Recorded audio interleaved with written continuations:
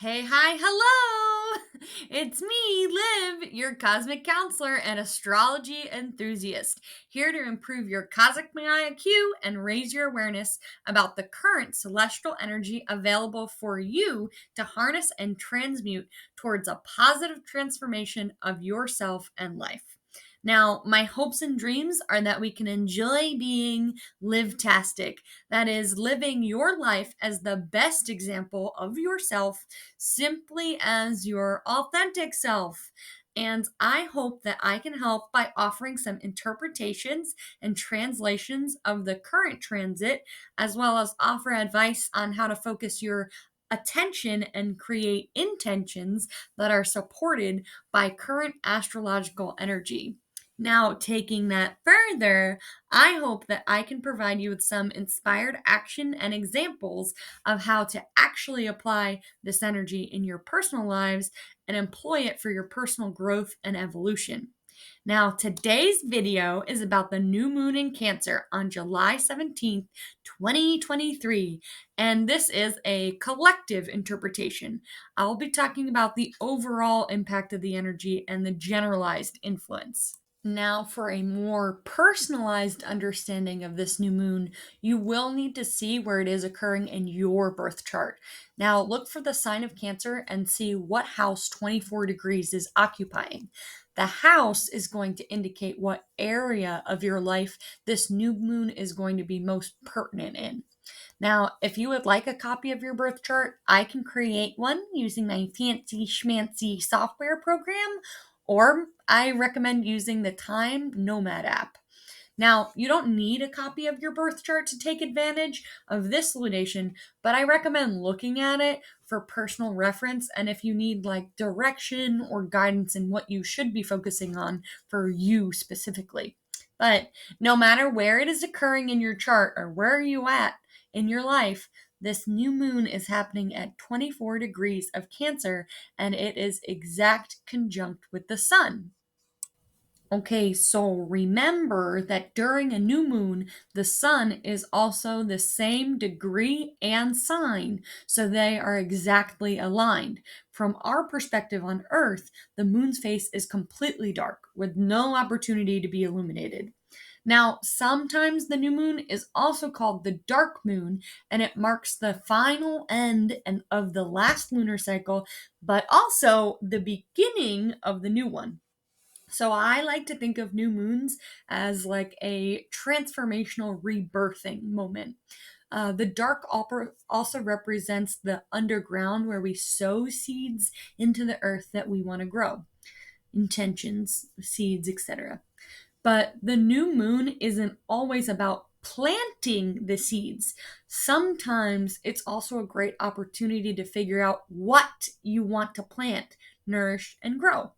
Now, the dark moon is a great opportunity to connect to the stillness and reconnect with your intuition. What do you really need versus want for yourself? And there are so many possibilities, right? The world is your oyster. But from that beach, which grains of sand are you going to focus cultivating into pearls? Now, I don't want you to get analysis paralysis here, okay? In choosing your intentions or have any fear of missing out on any growth opportunities. No FOMO, all right? But this particular new moon does have a few overlapping layers of energy that are better suited to supporting certain intentions over others. Like, for starters, it is occurring on Monday, the moon day, and that supports a focus on reflection over action. Like, being honest in your evaluation of how do you nurture yourself right now.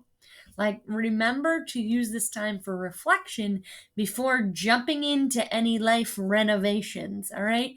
Maybe you just need a little reformation instead. Now, this lunation is occurring at 24 degrees of Cancer. First of all, the moon is in its rulership of this sign. There is an ease and flow and natural comfort of the power and energy of the moon in Cancer. And while the exact peak is at 24 degrees, it is within a 2-degree orb and will shortly move into a critical degree of Cancer at 26. Now, being on Monday at 24 degrees in its rulership is like a triple smackdown of emphasis on lunar energy. And I mean, good thing. It's a good thing we have been working on emotional recognition, self regulation, and processing these feelings because there's a flood warning in effect, right?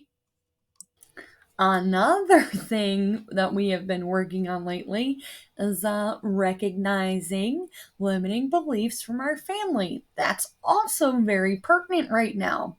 This is a great opportunity to use the new moon to reflect on your family values, traditions, and relationships.